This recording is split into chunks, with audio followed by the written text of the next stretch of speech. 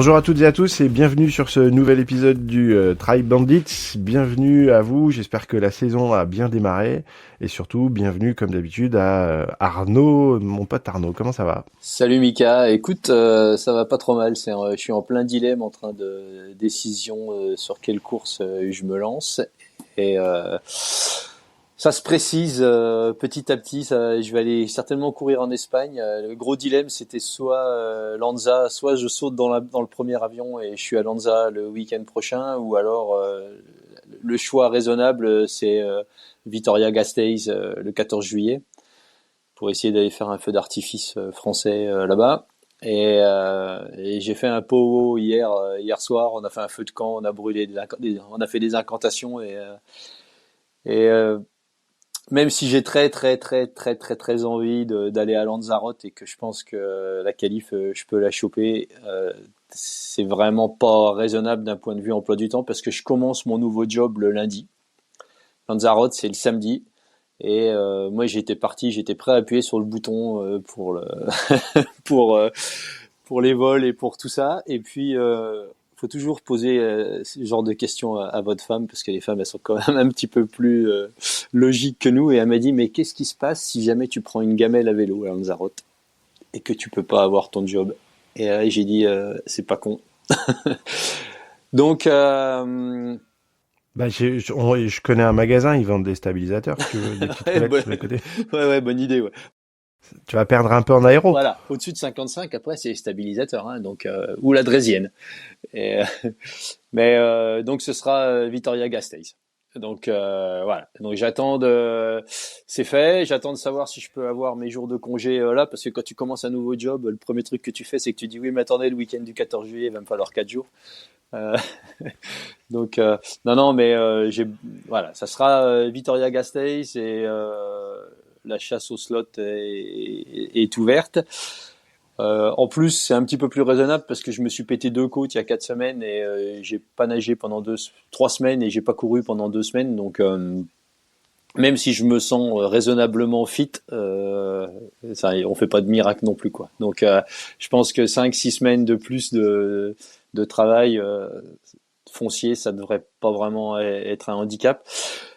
Donc les 55-59 qui veulent venir à Vitoria-Gasteiz, vous pouvez venir, inscrivez-vous, il y aura distribution gratuite. On a plein de sujets à aborder, hein, parce que là en ce moment la saison elle est lancée sur des chapeaux de roue. Il y a eu donc le 73 à Saint-Georges où pour changer d'habitude, notre ami Sam Long est monté sur la première marche et pas sur la deuxième. Et bon, c'est normal, ça faisait que 6 week-ends sur 8 qu'il courait, donc à un moment donné, il faut peut-être changer quand même.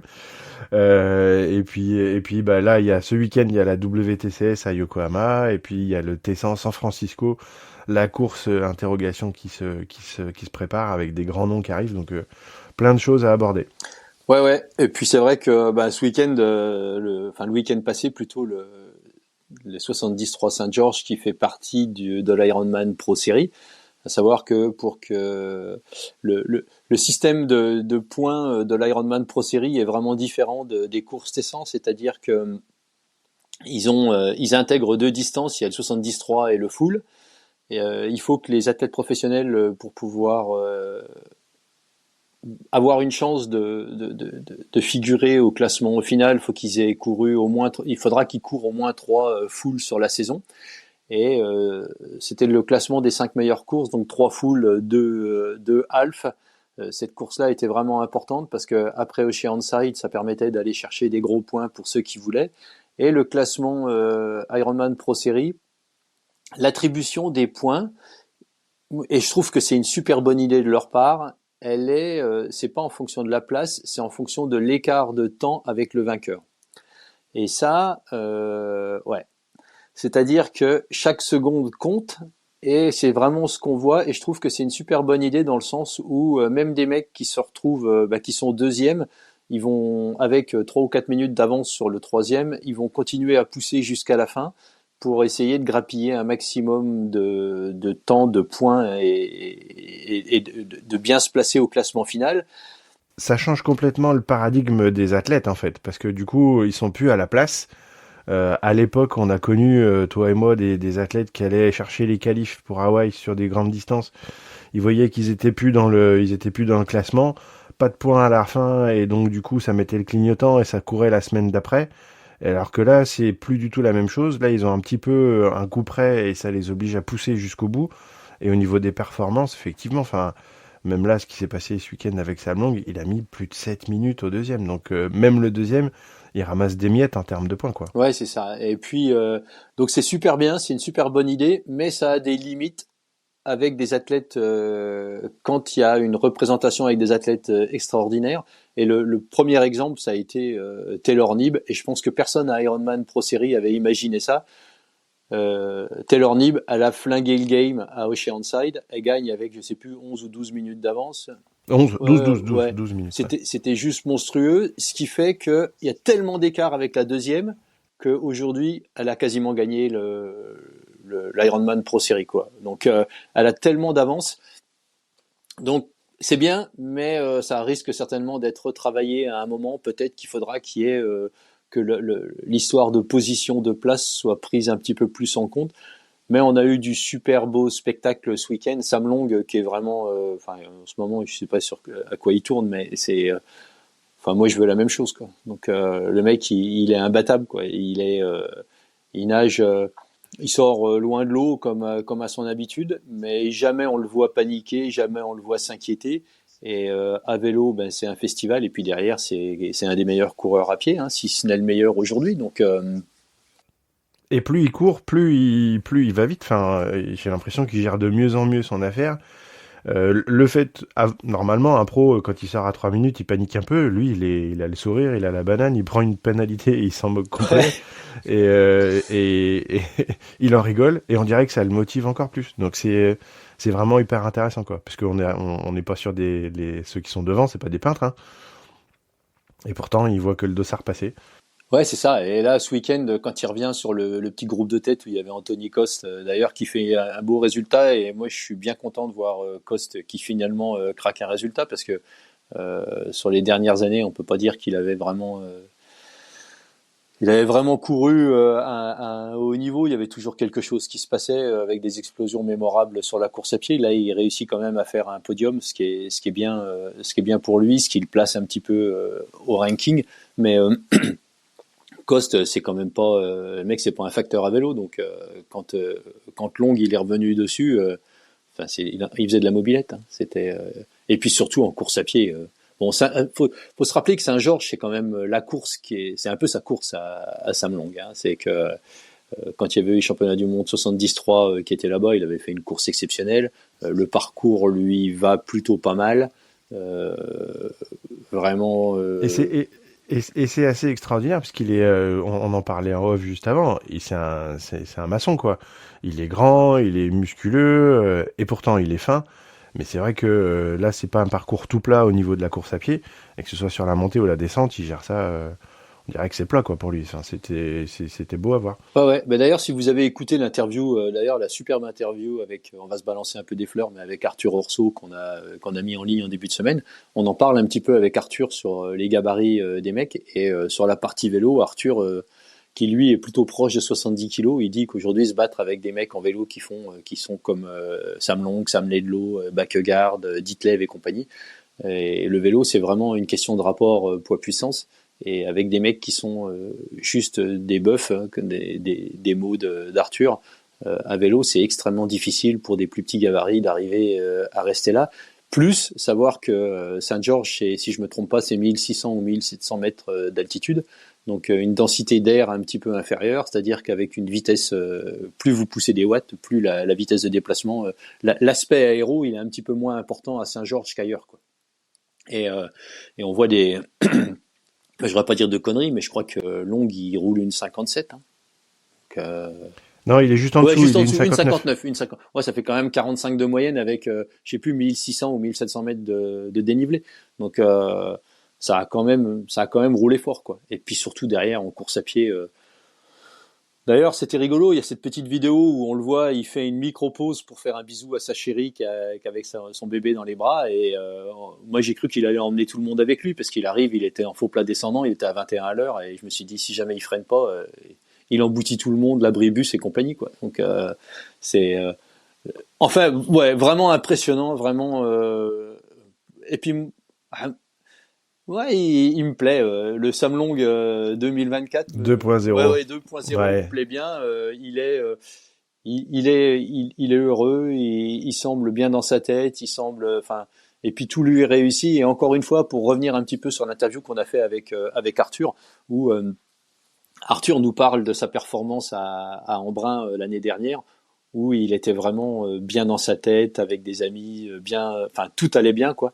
Et on se rend compte que souvent, quand on est bien dans sa tête, d'aller faire une compétition, bah, c'est un petit peu plus facile derrière de vous sortir une grosse performance. Sur les femmes, on a une Paula Findlay qui nous a fait aussi une belle course, moins d'écart, mais Paula, elle est quand même toujours là, quoi. Hein. Elle est sur le PTO, elle est tout ce qu'on peut appeler le middle distance, donc les courses T100, les 70.3 et compagnie.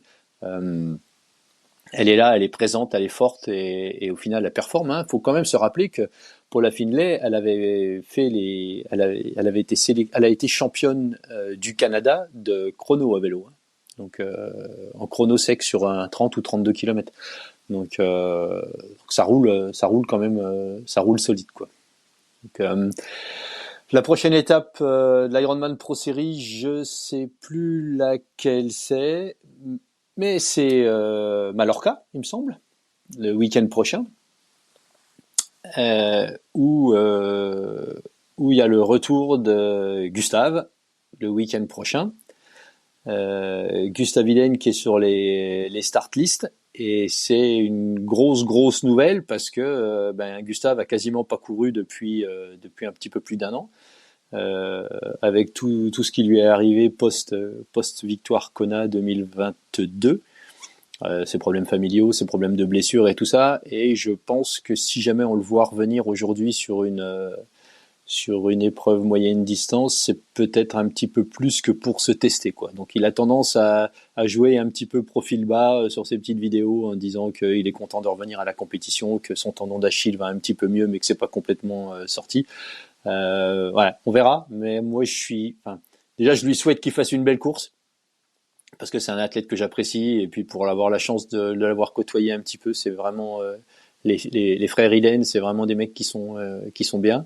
Et puis je pense que il a payé son dû après avoir gagné Kona. On sait tous qu'on a des parties un peu noires à un moment dans une carrière, mais je pense que là, il en a pris pour son grade et ça serait bien que je le vois pas à la gagne, mais ça serait bien qu'il soit un top 5, un top 6, qu'il soit là, qu'il soit présent, et puis surtout qu'il puisse faire une course pleine sans qu'il lui arrive une tuile en plus. Parce que entre les crevaisons, les gamelles à Singapour l'année dernière, le décès de sa maman et tout ça, je pense qu'il a la blessure. Je pense que voilà, il est temps que la roue tourne un petit peu, et puis et puis c'est les athlètes qui comptent hein, dans le paysage triathlétique en 2024. C'est quand même un mec qui a été champion du monde qui a été champion du monde d'Ironman et c'est des gars qui sont encore jeunes, c'est des mecs qui sont spectaculaires quand ils courent et moi je voudrais voir revenir un Gustave à son meilleur niveau pour voir comment il peut se mesurer avec d'autres athlètes.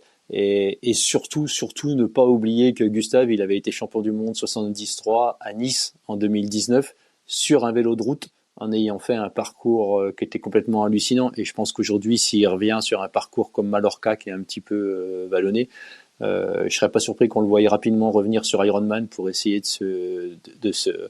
de se recaler un petit peu et puis revenir en 2025 en étant performant à 100% et essayer de claquer un gros truc à Nice parce que je sais que la ville de Nice, il la porte fort dans son cœur. C'est vraiment ce qu'avait lancé sa carrière.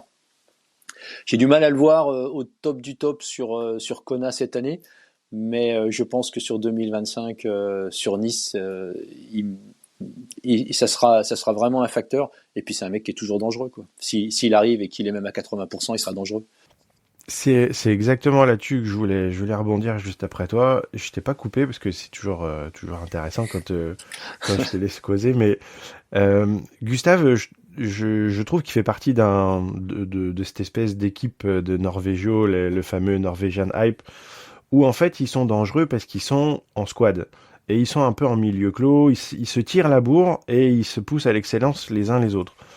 Maintenant, c'était un tout petit peu le défaut, parce que Gustave poussait Christian, Christian poussait Gustave, et Gustave étant sur la touche, bah au final, ça a un peu une petite correspondance avec le fait que Big Blue, il est un peu disparu des radars. Et maintenant que ça revient dans le game, ça va être vraiment super marrant, parce que les deux reviennent. Big Blue, son objectif, c'est pour l'instant, c'est Paris, et on a bien compris que c'était pas autre chose que ça. Mais, comme tous les Norvégiens et leur stratégie depuis le début, c'est pas des one-shot. C'est on a cet objectif-là, mais derrière on a celui-là, et derrière on a encore celui-là. Et je trouve que ça, c'est super fort, parce qu'il l'a dit, d'abord c'est Paris, et juste après c'est Kona. Donc ils savent déjà comment ça va se passer. Si Christian va à Kona, j'imagine pas que Gustave n'y sera pas. Et donc ils vont retrouver ce binôme. À un moment donné, ils s'étaient séparés, parce que quand il y en a un qui fait du court et l'autre qui peut pas, forcément ça matche plus dans le binôme. Et je pensais que leur force c'était aussi leur faiblesse. Et là, du coup, ils reviennent tous les deux en même temps. Il y en a un qui revient sur du très court, l'autre qui revient sur du Milan. Ça va être vraiment intéressant de voir comment ça va se passer, ouais. Et puis Gustave, c'est une bouille d'ange. Il a toujours la banane. Et effectivement, quand il est là, il est jamais là, même s'il est à 80%, comme tu dis. Il est pas là pour venir trier les lentilles, quoi. Donc, à un moment donné, même sur une jambe, on va voir ce que ça va donner. Ouais. Et puis.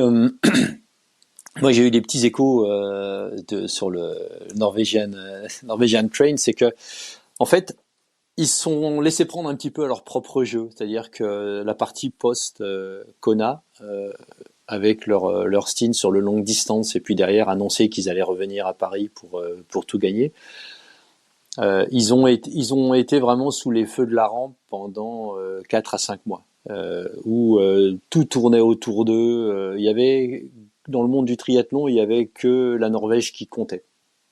Et ça a généré pas mal de revenus pour eux, ça a généré beaucoup de contraintes également. Et puis, le sort a fait que Gustave s'est blessé, que Gustave a eu des soucis familiaux, qu'il y avait des choses qui fonctionnaient plus.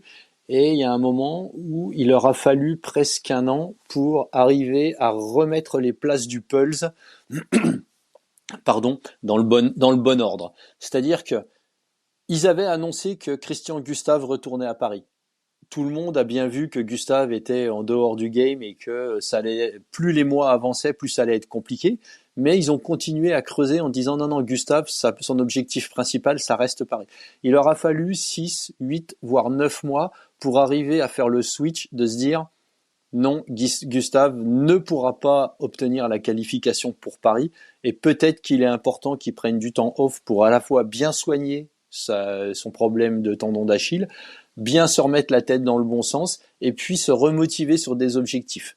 Et puis, toute cette pression médiatique qui était autour d'eux, les interviews, le lancement de Santaratech, le lancement de tout un tas de produits sur lesquels ils étaient impliqués de près ou de loin, a fait que ils ont eu l'impression de se perdre un petit peu. Et il y a eu un moment où il y a eu une décision volontaire de dire on met un coup de frein sur tout ça, on se remet dans le background et on retourne au boulot en ayant un seul focus qui va être de décider ce que l'on fait pour Gustave et que Christian reparte au boulot avec une construction vraiment focus à 100% sur le court distance parce que Christian n'a jamais varié d'une seconde sur le fait qu'il va être champion olympique à Paris, quoi. Et c'est très représentatif, c'est marrant, mais sur Instagram, on se présente un petit peu et on met en avant les choses qu'on a envie de mettre en avant. Christian Blumenfeld, il est d'abord cofondateur de Santaratech. Et après, il est champion du monde 73, full distance, champion du monde WTCS, et j'en passe. Il est d'abord cofondateur de ça. Et je pense que le fait de le mettre en avant, c'est qu'effectivement, ça leur a pris énormément de temps. Et un athlète, quand il s'entraîne, qui mange, qui dort, ça va. Quand il coupe du temps de récupération, c'est forcément que ça va un petit peu moins bien. Et effectivement, ce que tu dis, c'est tout à fait logique. T'es sous le feu de la rampe. On en a bien vu les conséquences avec Sam Ledlow, post-Nice. déjà, t'as atteint des objectifs. Si t'en as pas derrière, dans la tête, t'es un peu perdu. Et puis en plus, t'as la sollicitation où tu peux toujours dire oui à gauche, à droite. C'est pas les mêmes conditions qu'à l'entraînement, hein, parce qu'on sait comment ils s'entraînent, les Norvégiens. C'est un peu spartiate, c'est un peu monastique. Ils vont dans des endroits un peu perdus, ils se mettent la race tous les jours. Et quand on est invité par des partenaires, ils font les choses bien. C'est pas le même, c'est pas la même chose. Je dis pas qu'ils se sont embourgeoisés, mais à un moment donné, il y a le risque de se perdre là-dedans. Et quand t'as plus la flamme dans les yeux, ben c'est différent. Et effectivement, peut-être que du coup, tu récupères moins, tu te blesses plus, et ça explique certainement certaines choses, certaines blessures. Et puis après, il y a aussi l'aspect du temps. On a tous que 24 heures par jour, hein. Donc,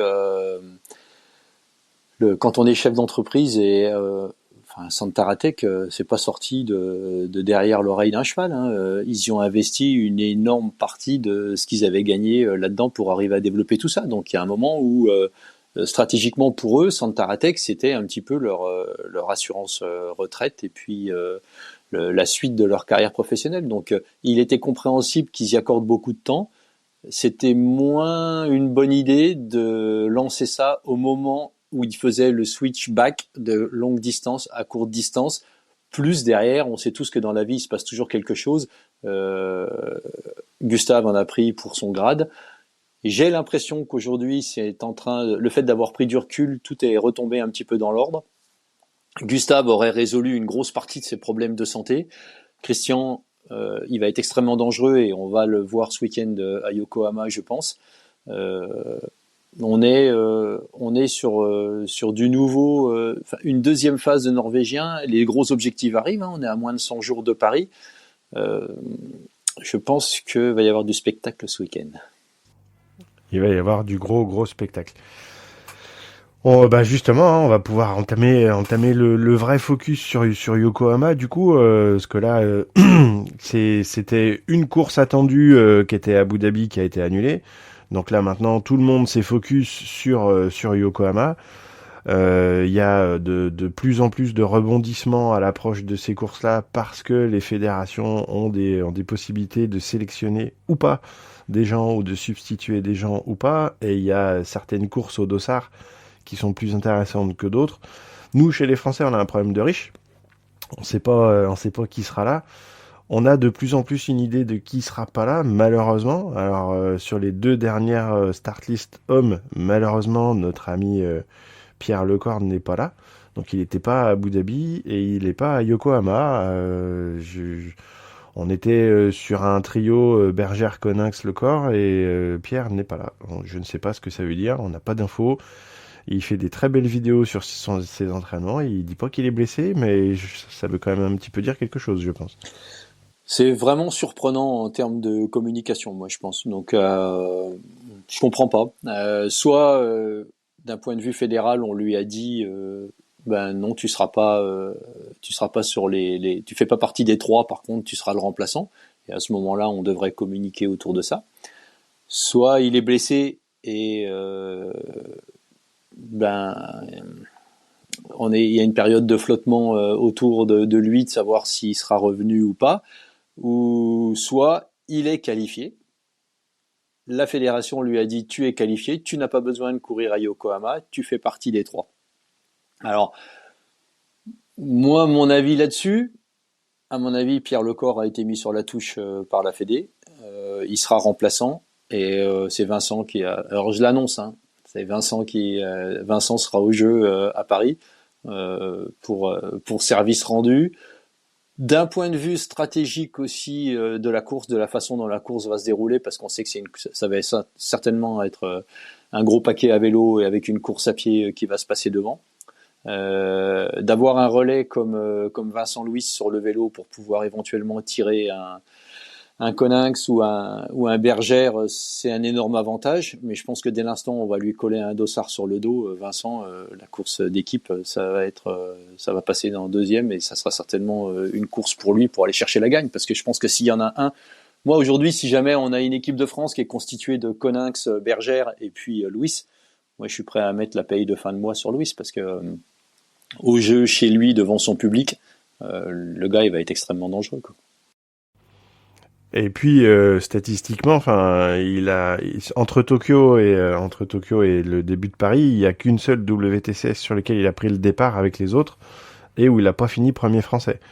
Donc on sait d'office, et il le dit d'ailleurs, il le dit lui-même, il le sait en général, quand il y a une course à T2, il est dans le pack devant.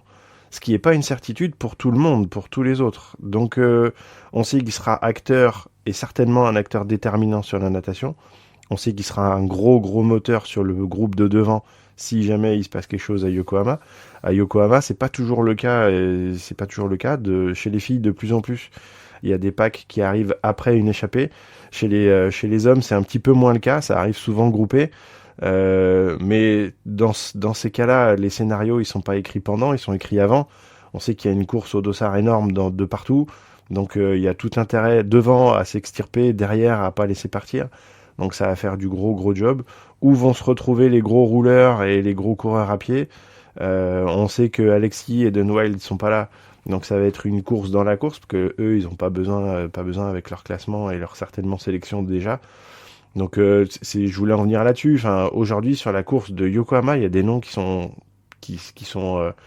terribles. Yele Higgins, Martin Van Riel, Christian Blumenfeld, Jonathan Brownlee, et on a nos Français Vincent Louis, Léo Bergère, Dorian Coninx et Tom Richard. Ça va faire un sacré barouf à la natation. Enfin, moi, je vois que ça va nager très fort et que derrière, ça va pas débrancher en vélo avant qu'il y ait 30-45 secondes sur le vélo. Donc, s'ils arrivent à s'échapper, ça peut être rigolo.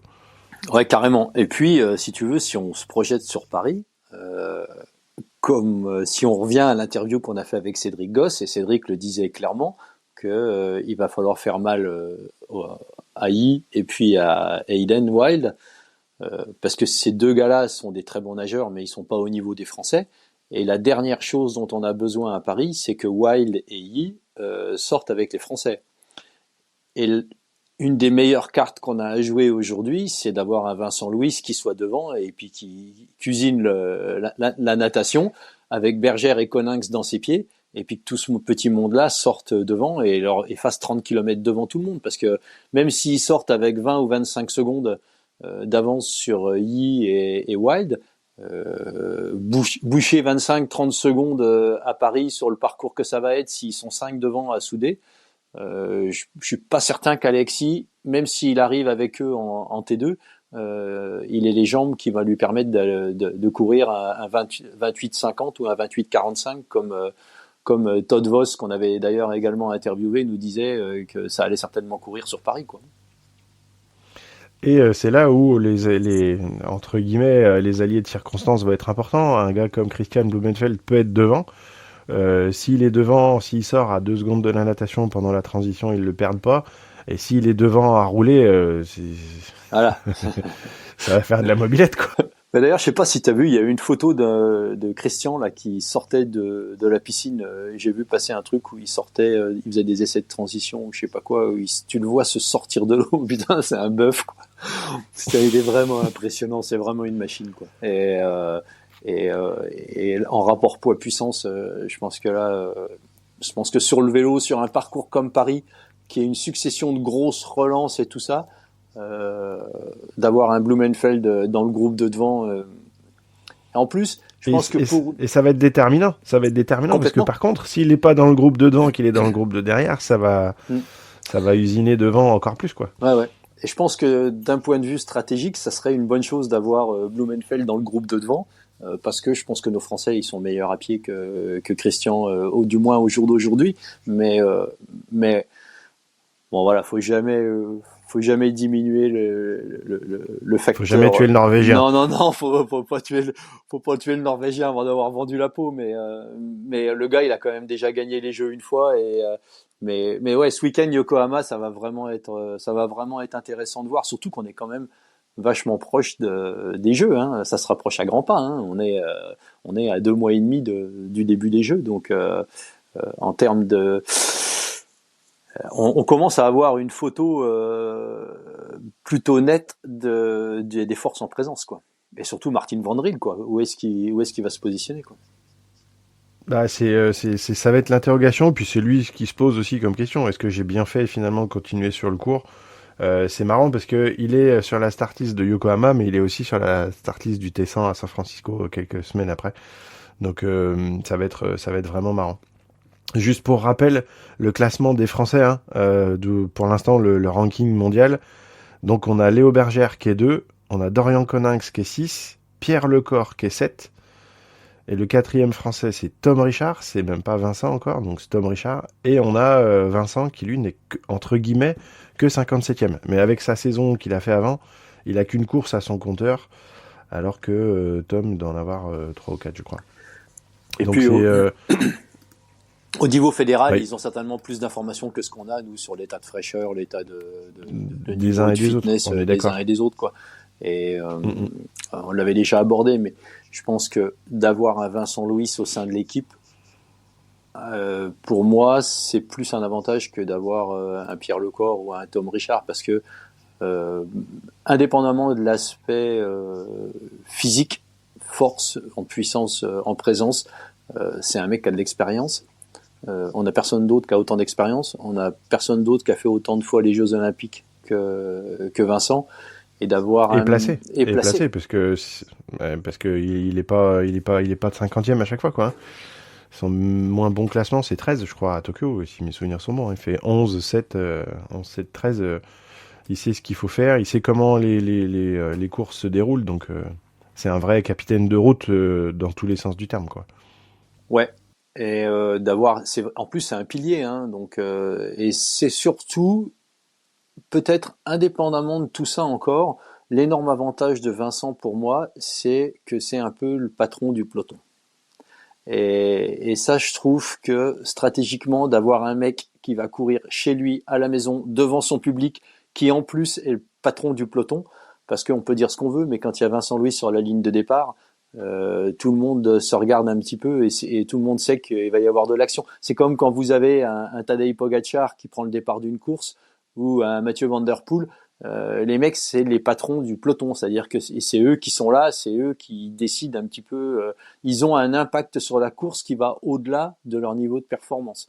Et je pense que d'avoir un Vincent qui va revenir en forme, qui visiblement est en forme et qui va revenir et qui serait présent sur une course comme ça, peut changer complètement la dynamique de la course et peut changer complètement le résultat, quoi. Et puis, du coup, on peut dévier aussi un petit peu sur les filles, parce que la problématique va être exactement la même chez les filles, avec une petite romance particulière chez nos amies américaines, parce que les dossards chez les américaines, c'est un truc de ma boule, quoi. C'est un truc de ma boule.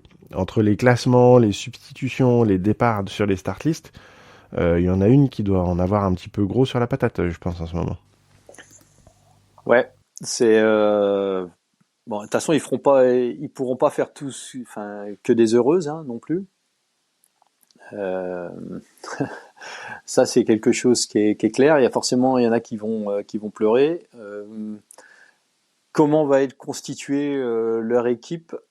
Ils ont un autre problème que nous, c'est-à-dire qu'ils ont le même problème en termes de densité, mais ils ont un autre problème que nous, où ils ont des athlètes avec des compétences qui sont relativement diverses, et la stratégie de course peut impacter beaucoup plus le résultat en fonction du niveau des femmes.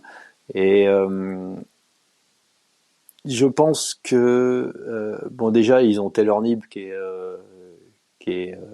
elle fait partie ce sera le pilier, et je pense que ça va être l'immense favorite au niveau des Jeux, parce que le parcours vélo se prête super bien à sa puissance, quoi. Et je pense que si une Taylor Knibb elle arrive à poser avec 25 ou 30 secondes ou 40 secondes d'avance à la fin du vélo, et je pense que c'est largement dans ses capacités, derrière personne ne peut revenir dessus, quoi.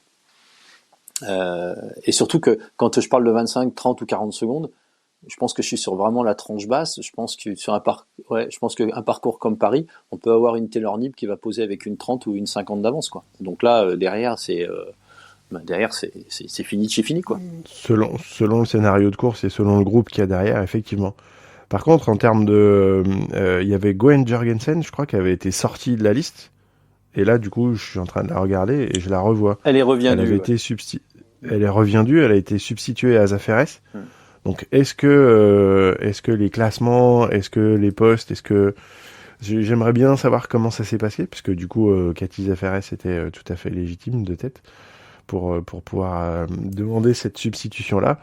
Est-ce que parce que par contre, enfin Gwen Jorgensen qui est quand même championne olympique à Rio, hein, on va pas l'oublier tout de suite. Elle a quitté l'aventure pour aller se lancer sur marathon. Depuis qu'elle a annoncé son retour sur le tri, elle a une trajectoire qui est assez stratosphérique. Et je la voyais pas revenir à ce niveau-là. Elle nage mieux, elle roule de mieux en mieux à chaque sortie.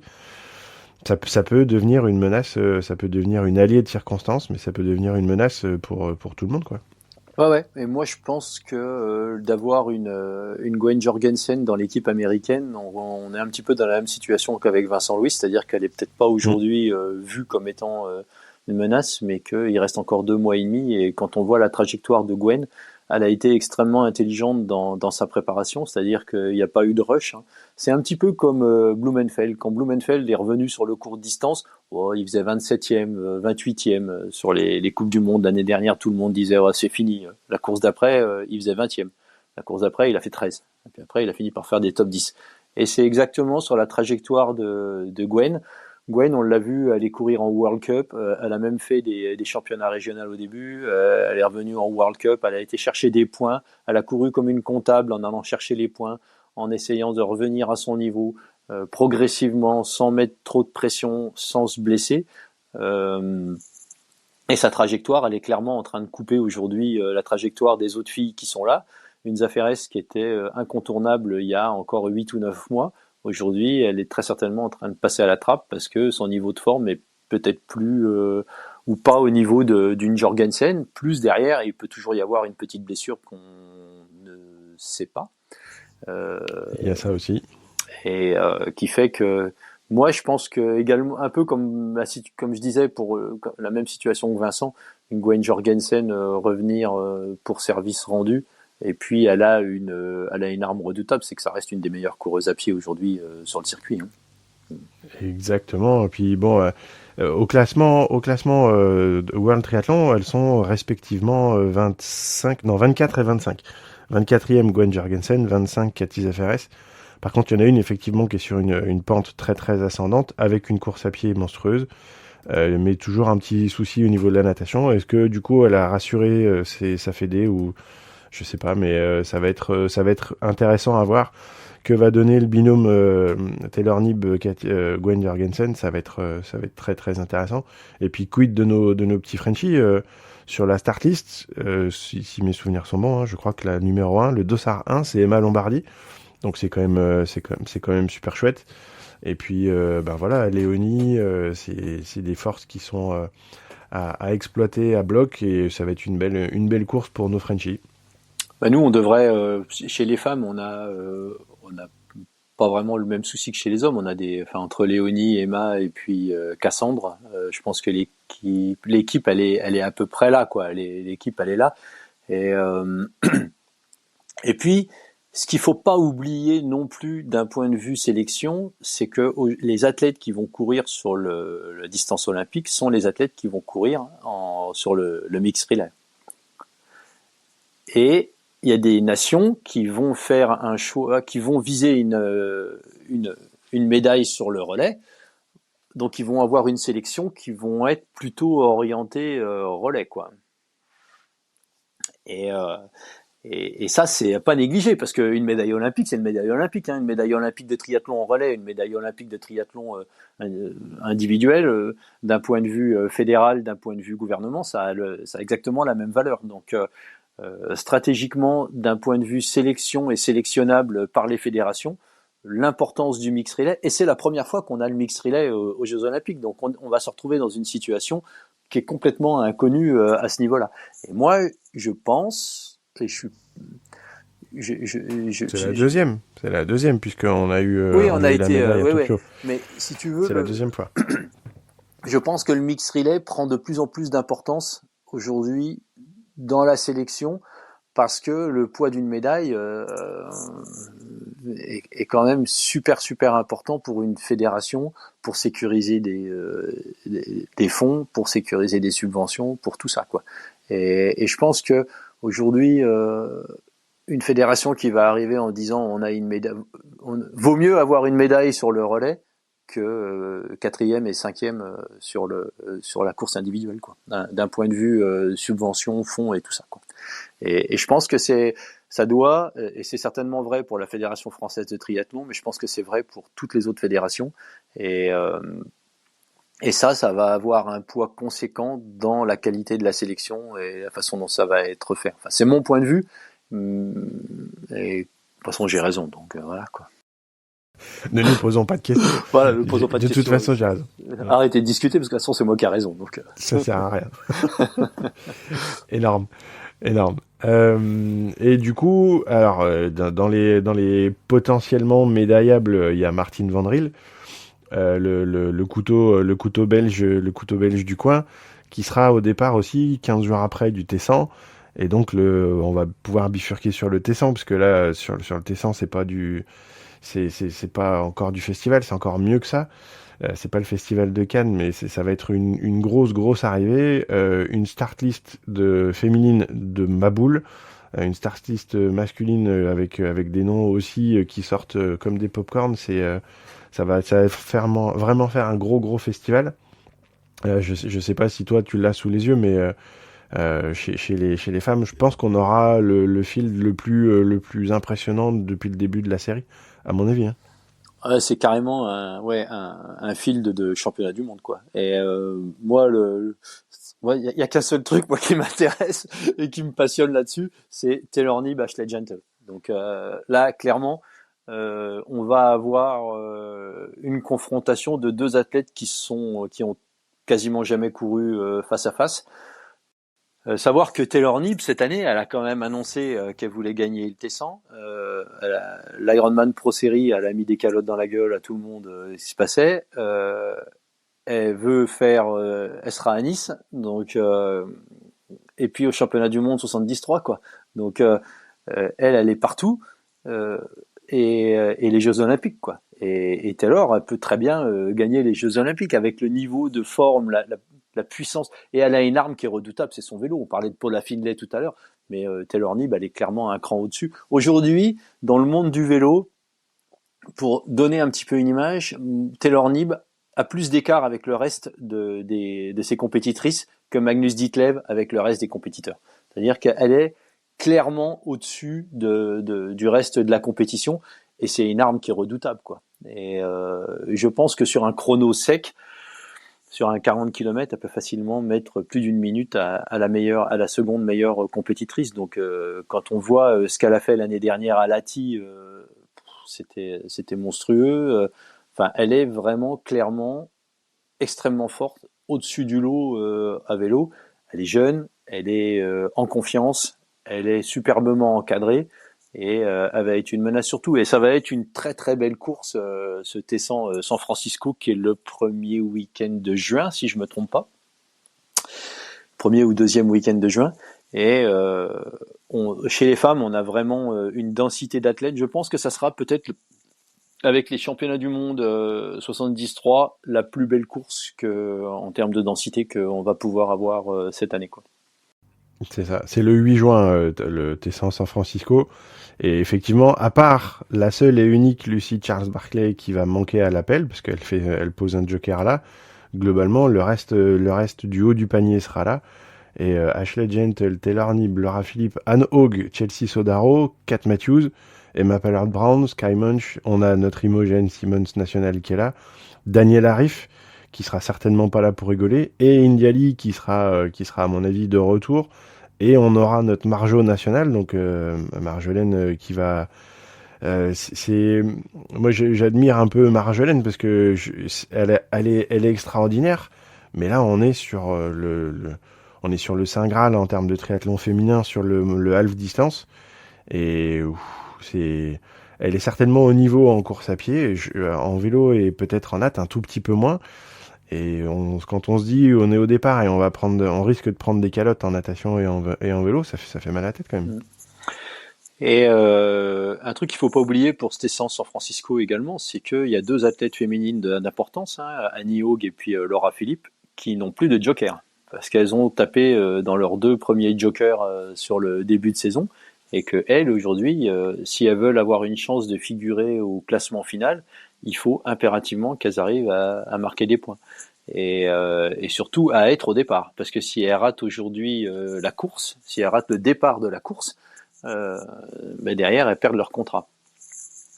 D'ailleurs, en parlant de contrat, je ne sais pas si vous avez vu passer, mais Yuri Kullen, qui était quand même une wild card sur le Tessan, qui a fait 4e à la première course et qui a gagné à Singapour, s'est vu offrir un contrat wildcard. Voilà, un contrat wildcard. Non, mais c'est ça. Ouais. Et je trouve que c'est bien joué de la part du PTO, c'est-à-dire de dire, bah ouais, attends, on a quand même, parce que ce qu'il faut bien comprendre, c'est que dans les athlètes qui sont sous contrat PTO, tous doivent participer à la grande finale. Donc, sur le papier, la grande finale n'a pas de wildcard. Et comme la grande finale, elle est impérative pour participer au classement final et bénéficier des primes et du classement mondial, ça veut dire qu'un mec comme Yuri Kullen, qui était wildcard sur les deux premières courses, n'aurait pas pu participer à la dernière course, donc n'aurait pas, même s'il gagnait toutes les courses, il n'aurait pas pu être le vainqueur de la série, ce qui faisait aucun sens. Donc ils sont relativement bons, efficaces et rapides à réagir, et ils ont sorti le truc, paf, on lui fait un peu capillotracté quand même. Oui. Tiens, on t'offre un contrat, mais c'est un contrat wildcard. Bon, ouais, c'est effectivement la moindre des choses. Et je pense que c'est parce que c'est les années 1 ou 2 du circuit et qu'il faut trouver un petit peu les rouages et comment ça marche, parce que je pense que, à mon avis, sur une wildcard, personne pouvait prédire qu'ils allaient avoir une quatrième place et une victoire. Donc je pense qu'effectivement il faut savoir s'adapter et savoir faire les choses intelligemment. Puis après tout, ils sont chez eux, ils font ce qu'ils veulent. Hein. Ouais. Mais si tu veux, c'est intéressant à la fois comme ce que l'on disait avec l'Ironman Pro Series, où leur système à points, ils se sont rendus compte que d'avoir une Taylor Nib qui flingue le jeu d'entrée, ben il va falloir qu'ils changent les règles. Et puis à la fois le PTO, je pense que à aucun moment ils avaient imaginé qu'un athlète wildcard allait se retrouver en tête du classement général. Mais c'est normal, on peut pas tout imaginer. Qui, il y a 3 mois, aurait mis Yuri Kullen en tête du classement Tessan ? Personne.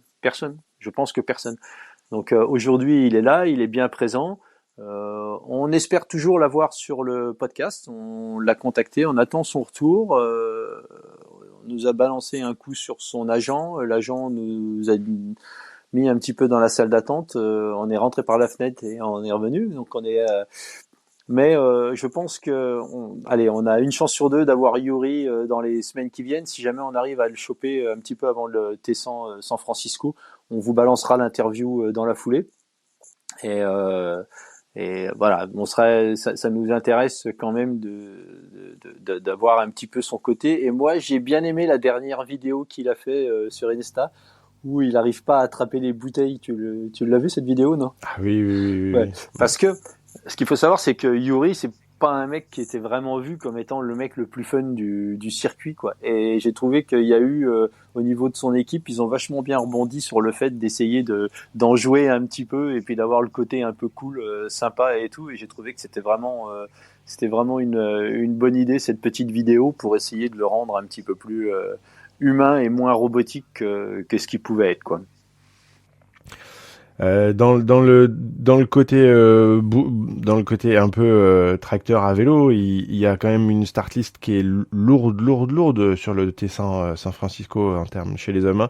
Ça va pas faire rire les mouettes. On a donc sur la start list pour l'instant Sam Long.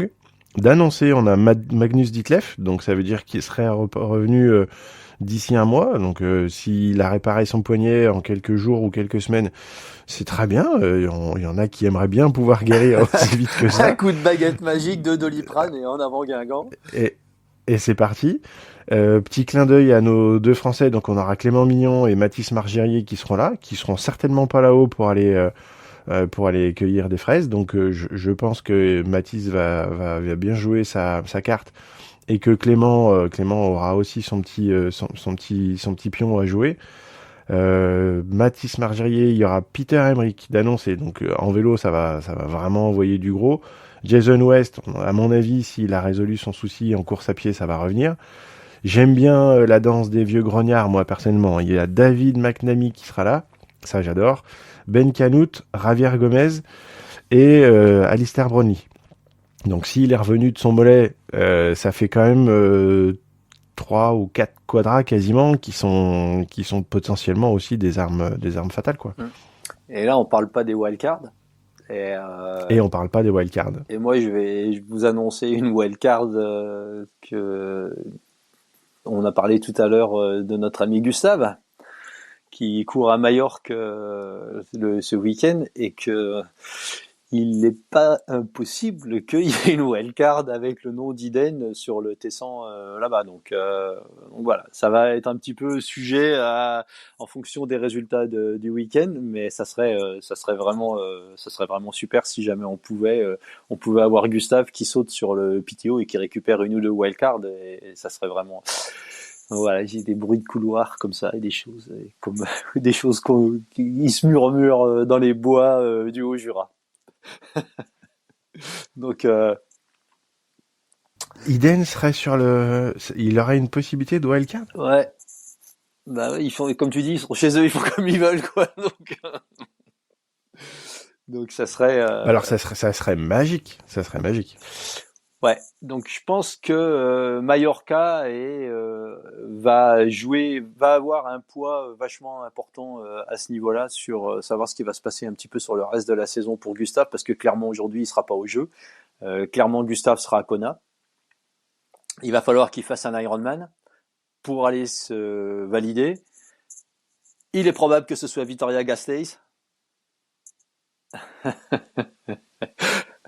Puisqu'il y a Sam Laidlaw qui sera à Vitoria. Donc j'en balance un peu là. Donc vous êtes tous bien assis, hein. Donc voilà. Donc, tu balances des balles réelles comme ça, comme un fusil à pompe. Ouais, c'est la 12-7. Donc normalement on a Sam, normalement on a Gustave, Arnaud et tout ça. donc à Vitoria, et aussi, comment il s'appelle, Cameron Wurf sera certainement à Vitoria. Donc il y a de fortes chances que ça roule fort à Vitoria. Donc intéressant. C'est une course qui se présente plutôt pas mal. Moi, je voudrais qu'on parle un petit peu quand même de ce qui s'est passé le week-end dernier au Texas. Parce qu'on a quand même vu arriver un mec que personne n'avait vu, quoi. Donc, je sais même plus comment il s'appelle, et j'ai pas envie de faire une boucherie avec son nom. Si jamais tu arrives à nous le ressortir, et avec une performance stratosphérique en course à pied, un mec qui est, alors il arrive pas de nulle part, hein, c'est pas, il nous a fait un peu une Yuri Cullen, donc dans le sens où c'est quand même un mec qui avait déjà des résultats qui étaient relativement solides à son actif. Pour mémoire, il avait fait cet Ironman au Mexique. Comment c'est celui qu'avait gagné Blumenfeld il y a quelques années. Putain, je perds la boule. Bref. Ah, mais c'était pas le week-end dernier, c'était il y a 15 jours. Tu parles de l'Ironman Texas. Ouais, l'Ironman Texas. Ouais. Oui, c'est notre ami mexicain. Oui. Voilà. Qui mange de la tapas. Voilà. Thomas Hernandez. Thomas Hernandez. Ah oui, mais non, mais ça fallait pas me lancer sur le sujet. Moi aussi, je vais quand même te démarrer. Donc, Thomas... Allez, ah bah non. Allez, 2,27, le marathon. Bim. Il avait couru à Cozumel, et c'était l'année où Cozumel, la natation avait été annulée. Ils avaient fait un duathlon. Il y avait eu 5 km, je crois, de course à pied au début. Et derrière, il avait claqué un marathon stratosphérique, et il avait fait je sais plus quelle place. Ensuite, il avait fait quelques belles places d'honneur. Et récemment, on l'a vu courir à Oceanside, où là, il en a pris plein la gueule, puisqu'il doit finir 43e, et il nous sort un demi-marathon à Oceanside en 1,23 et des brouettes, donc en gros 4 minutes au kilomètre. Et 2 semaines après, ou une semaine après, au Texas, le gars, il a fait 32 km sur les bases de 2,27. Donc c'est quand même vite quoi, de 27. Je crois qu'on est, sauf erreur de ma part, il me semble, si jamais il y a des spécialistes qui peuvent me contredire, ça me ferait plaisir, mais il me semble que c'est le semi-marathon, le premier semi-marathon le plus rapide de l'histoire de l'Ironman full distance, parce que même Patrick Lang ne part pas à ces vitesses-là sur ces Ah Ironman. non non. Et lui, par contre, 2,30 et 2,31, il sait faire, même si on peut discuter des distances plus ou moins respectées sur le circuit. Au moins sur ces splits, on sait que il arrive à être plutôt régulier. Là, Hernandez, 1,13 au half, c'est-à-dire qu'il court plus vite sur son premier semi-marathon que sur le half à Oceanside, quoi. Et plus vite de C'est 10 quand même minutes. assez ouais, et pas de 30 secondes, et plus vite de 10 minutes. Et pour mémoire, quand Patrick Lange avait couru 2,30 en Israël, la distance y était, il y avait 42 295, il y avait 100 mètres de plus. Parce que il y avait ils avaient ressorti les Strava, parce que tout le monde avait dit pop pop pop, il y a 39 bornes, et ils avaient tous ressorti les Strava. De mémoire, il y avait Wurf qui était là-bas, et Wurf avait qui est plutôt quand même un mec qui a pas trop tendance à dire des conneries. Il avait dit non, c'était légitime, il y avait largement la distance quoi. Donc notre ami Hernandez nous en a quand même, enfin il a quand même sorti une grosse course. On va rendre à César ce qu'est Hernandez. Extrêmement surprenant. Moi de ma part, enfin voilà, je l'ai pas dit. Stupéfiant. Stupéfiant. Voilà, voilà, c'est le mot, stupéfiant. Ben on espère que ça va continuer pour lui sur sa lancée, parce que s'il continue comme ça, on va voir un 2,15 à Kona et ça serait quand même impressionnant. Voilà, voilà. Voilà. En tout cas, il est qualifié pour Kona. Visiblement, le gars court bien dans la chaleur. De façon un petit peu moins rigolote, mais cette course du Texas, moi j'ai regardé la retransmission, c'était vraiment une misère quoi. Donc, faut vraiment qu'ils fassent quelque chose sur leur pub, c'est inregardable. Au niveau commentaire, heureusement qu'il y avait. C'est pas mieux. Non, c'est pas mieux. Hein. Il n'y a pas d'évolution de ce côté-là. Heureusement qu'il y a Mirinda Carfrae qui arrive à remonter un petit peu le niveau. Et puis surtout, j'arrive pas à comprendre le hype autour de cette course-là. C'est que déjà à vélo, c'est le festival mondial du drafting. Hein. Il y avait des pelotons qui étaient monumentaux. Derrière, la parcours course à pied, ça change de direction sans arrêt, des allers-retours, c'est pas beau.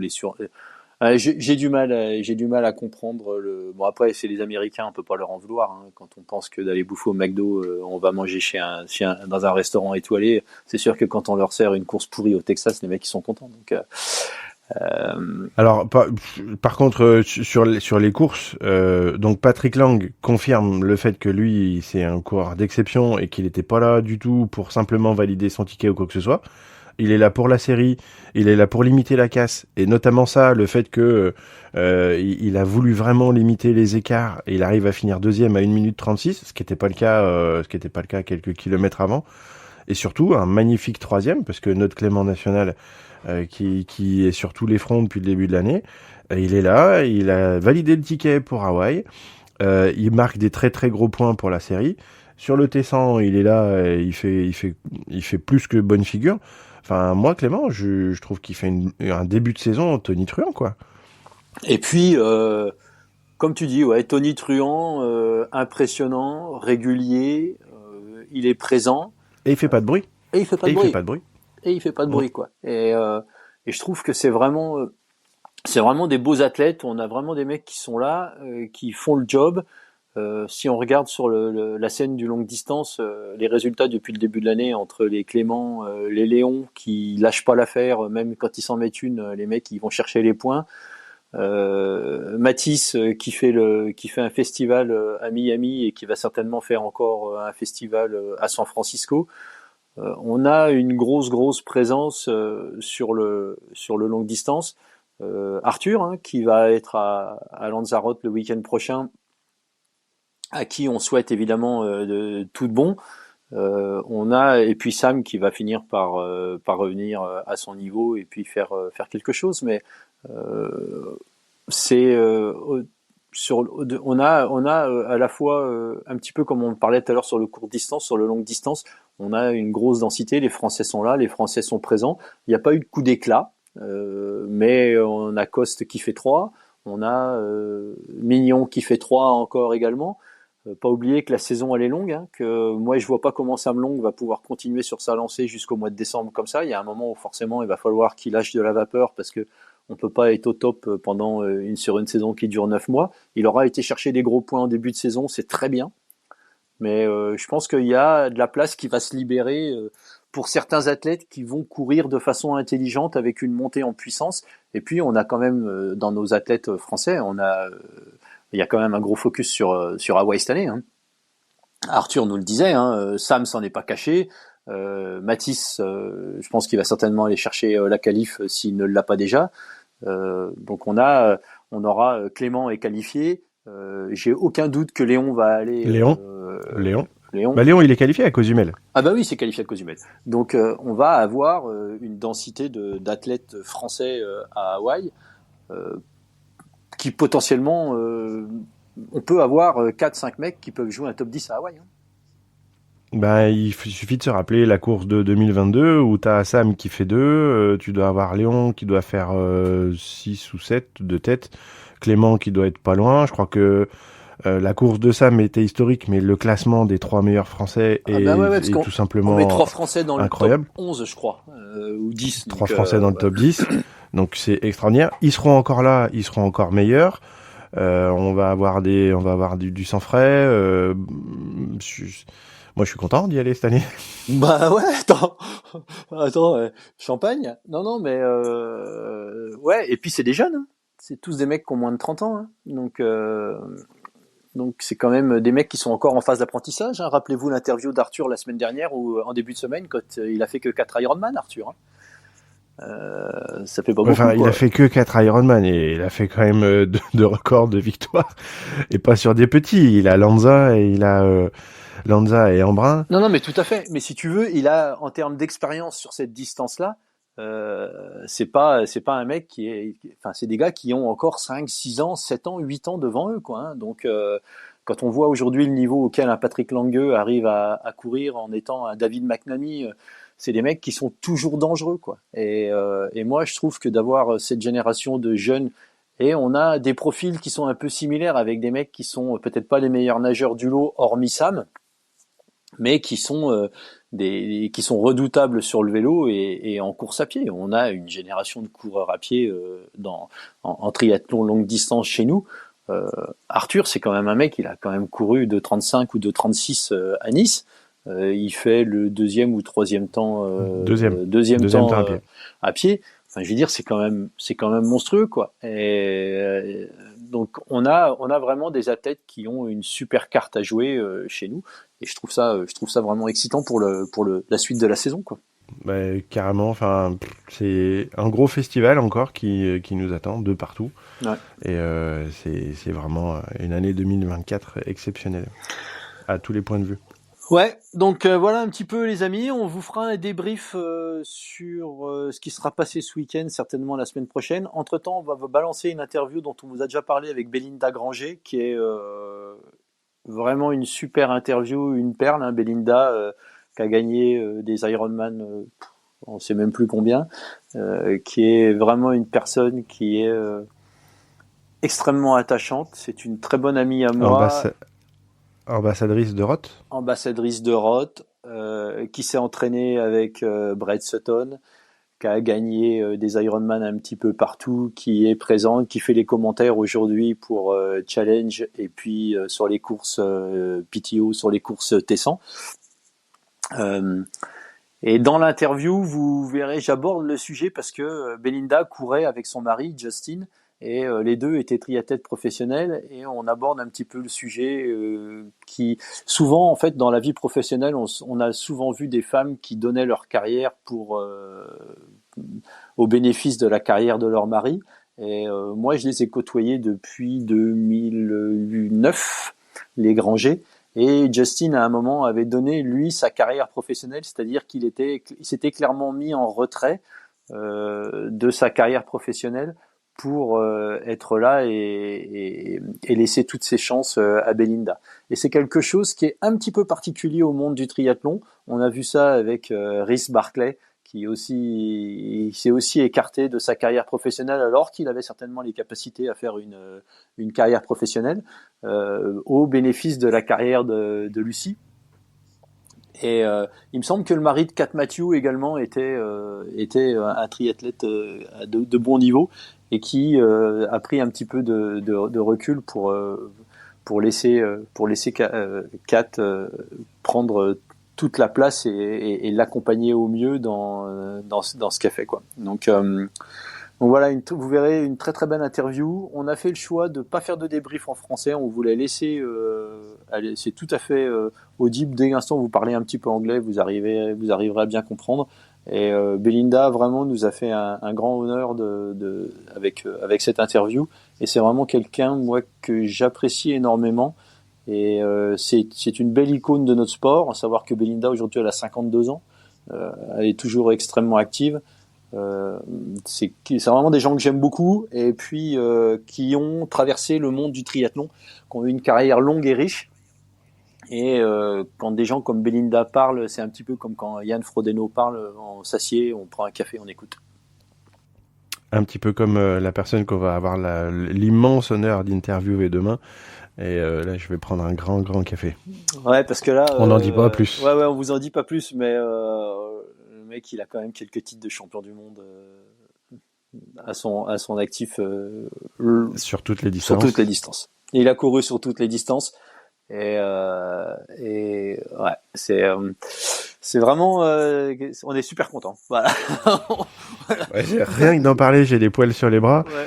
Un mec qui a 3 victoires à Hawaï en voilà, donc 5 titres de champion du monde en tout. Ouais, voilà. On n'en dit pas plus, mais on a déjà dit beaucoup. Voilà.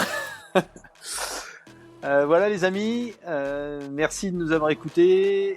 On vous donne rendez-vous à bientôt. N'hésitez pas à nous passer des petits messages sur les réseaux. Ciao, bon week-end triathlétique et n'oubliez pas le gyro non plus parce qu'il se passe des belles choses dans le monde du vélo. Ciao. Ciao tout le monde.